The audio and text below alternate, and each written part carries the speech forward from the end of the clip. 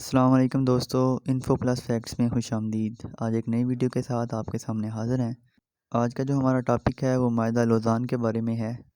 آپ میں سے اکثر نے یہ سن رکھا ہوگا کہ 2023 کے بعد ترکی دوبارہ خلافت قائم کرے گا، یعنی 2023 تک ترکی کا معاہدہ ہے، اس کے بعد ترکی آزاد ہے چاہے جو کچھ بھی کرے۔ تو آج اس ویڈیو میں ہم دیکھیں گے کہ معاہدہ لوزان ہے کیا، اس معاہدے کی روح سے ترکی پر کون کون سی پابندیاں عائد کی گئی تھیں، اور معاہدہ ختم ہونے کے بعد ترکی کیا کیا کر سکتا ہے، کیا خلافت دوبارہ قائم ہو سکتی ہے، کیا مکہ اور مدینہ کا کنٹرول دوبارہ ترکی سنبھال لے گا۔ اس کے علاوہ مختلف ممالک جیسے شام، عراق، فلسطین، اردن اور سعودی عربیہ کا کنٹرول دوبارہ ترکی کے پاس چلا جائے گا۔ آج ان تمام سوالات کا جواب آپ کو اس ویڈیو میں ملے گا۔ تو ویڈیو کو شروع کرنے سے پہلے آپ سے ایک گزارش ہے کہ چینل کو سبسکرائب کر دیں، اس سے ہماری حوصلہ افزائی ہوتی ہے۔ تو آئیے باقاعدہ ویڈیو کا آغاز کرتے ہیں۔ تو پہلا سوال جو ہے وہ ہمارا یہ ہے کہ معاہدہ لوزان ہے کیا۔ جیسا کہ آپ لوگ جانتے ہیں کہ ورلڈ وار ون میں خلافت عثمانیہ اور اس کے اتحادیوں کو برطانیہ، فرانس، اٹلی، جاپان، یونان اور رومانیہ سے شکست ہوئی، اور آپ لوگ یہ بھی جانتے ہیں کہ برطانیہ، فرانس اور اٹلی نے خلافت عثمانیہ کے جو علاقے ان کے قبضے میں آ گئے تھے انہیں آپس میں تقسیم کر لیا۔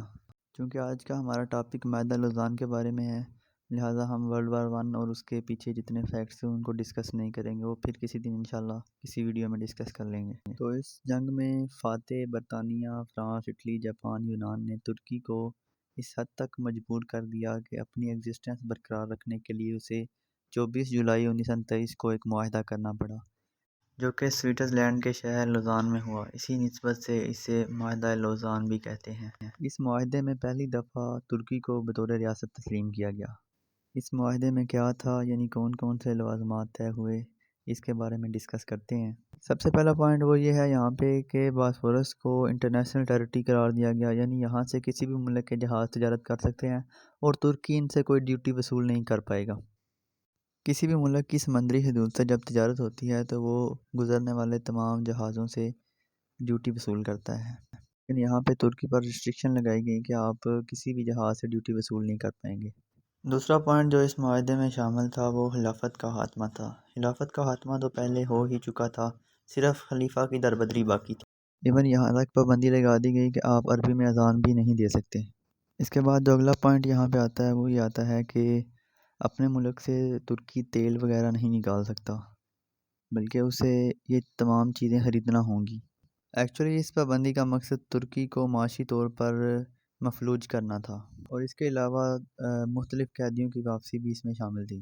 تو یہ وہ اہم پوائنٹ ہیں جو معاہدہ لوزان میں شامل تھے، اور یہی وہ پابندیاں تھیں جو ترکی پر لگائی گئی تھیں۔ تو اب آتے ہیں اصل سوال کی طرف، جو آپ اکثر سن رکھا ہوگا آپ نے کہ ترکی جو ہے وہ خلافت کا اعلان کرے گا 2023 کے بعد، چونکہ معاہدہ لوزان کو 100 سال مکمل ہو جائیں گے۔ تو اس میں کس حد تک حقیقت ہے اس کو دیکھتے ہیں۔ پہلی بات تو یہ ہے کہ اس معاہدے میں کہیں بھی مینشن نہیں، کہیں بھی نہیں لکھا ہوا کہ ترکی 100 سال بعد خلافت کا اعلان کرے گا۔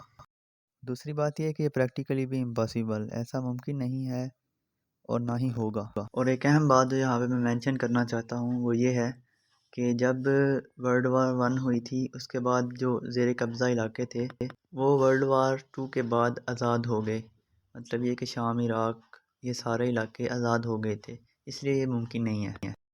یہاں پر جو ترکی کو فائدہ ہونے جا رہا ہے وہ یہ ہے کہ ایک تو ترکی باسفورس سے ڈیوٹی حاصل کر سکے گا، جو کہ پہلے بھی حاصل کر رہا ہے، لیکن اب اسے مزید بڑھانے میں مدد ملے گی۔ اور دوسری بات یہ ہے کہ ترکی اپنے ملک سے معدنیات نکال سکے گا، خام تیل اور اس کے علاوہ باقی معدنیات۔ اور جہاں تک معاہدوں کی بات ہے تو معاہدے تب تک ہوتے ہیں جب تک آپ اتنے طاقتور نہیں ہو جاتے کہ اگلا معاہدہ توڑ کے نیا معاہدہ کر دیا جائے۔